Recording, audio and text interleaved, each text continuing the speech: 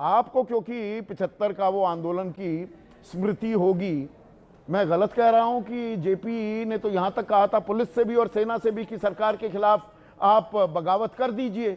इसी को आधार बनाकर इमरजेंसी लगाई गई थी।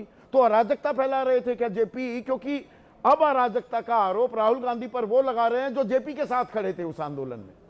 बिल्कुल, क्योंकि ये समझ में आ गया है नेपाल के बाद कि भाई युवाओं में बड़ी शक्ति है और युवाओं की शक्ति जो है पॉलिटिकली इस्तेमाल की जा सकती है, और इसमें सभी लोग कह रहे हैं संदीप, ऐसा नहीं है। आप देखिए पश्चिम बंगाल में बीजेपी के एक पूर्व सांसद अर्जुन सिंह, उन्होंने कहा कि युवाओं को सड़क पर उतरना चाहिए। उन्होंने पूरा उनका जो भाषण अगर ये सुन ले बीजेपी वाले तो वो शायद उनको पार्टी से बाहर करते हैं। जिस तरह की बात उन्होंने कही युवाओं के लिए, किस तरह से बंगाल में उनको सामने आना पड़ेगा, तो ये समझ में आ गया है। और आप जो बात बता रहे थे कि बेरोजगारी है, असमानता है, इसके साथ साथ भ्रष्टाचार बहुत ज़रूरी है। भ्रष्टाचार ज़रूरी है। अब इसमें एक समस्या है भारत के साथ, जो ये लोग इस तरह के सपना देख रहे हैं, उसमें ये कि जो नेपाल में हुआ, जो यहाँ नहीं हुआ, कि किसी तरीके से आप युवाओं को अपनी बात कहने का मौका दें।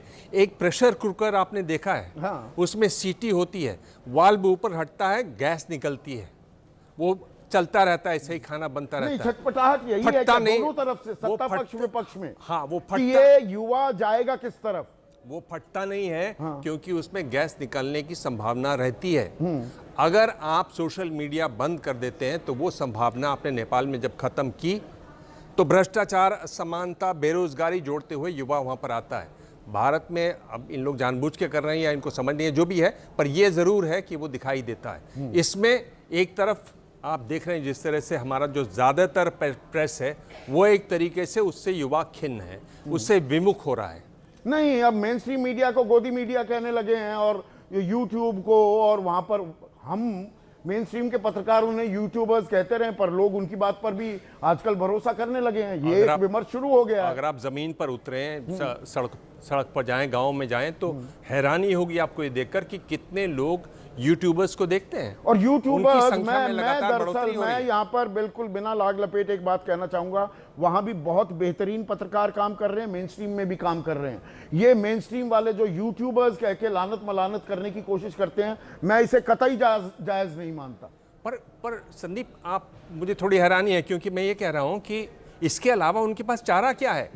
जब आप पत्रकारिता नहीं कर सक रहे हैं, आप जान रहे हैं अपने दिल, पत्रकारिता कर रहे हैं ना, मेन स्ट्रीम में नहीं कर रहे, वो भी पत्रकारिता है। नहीं, मैं मेन स्ट्रीम वालों की बात कर रहा हूं। हाँ। अपने दिल में तो सभी जानते हैं कि हम पत्रकारिता नहीं कर पा रहे हैं। हाँ। मैंने कहा कि हम लोग सिर्फ हेडलाइन मैनेजर्स हैं, अगर ये लोग समझ रहे हैं। हाँ। किसी को पत्रकारिता देखते हैं तो कहीं ना कहीं रात को तो अकेले जब सोने जाते होंगे उन्हें कुछ मलाल तो होता होगा संदीप, ऐसा नहीं है? हर किसी को मलाल होता है कि अरे काश मैं ये कर पाता।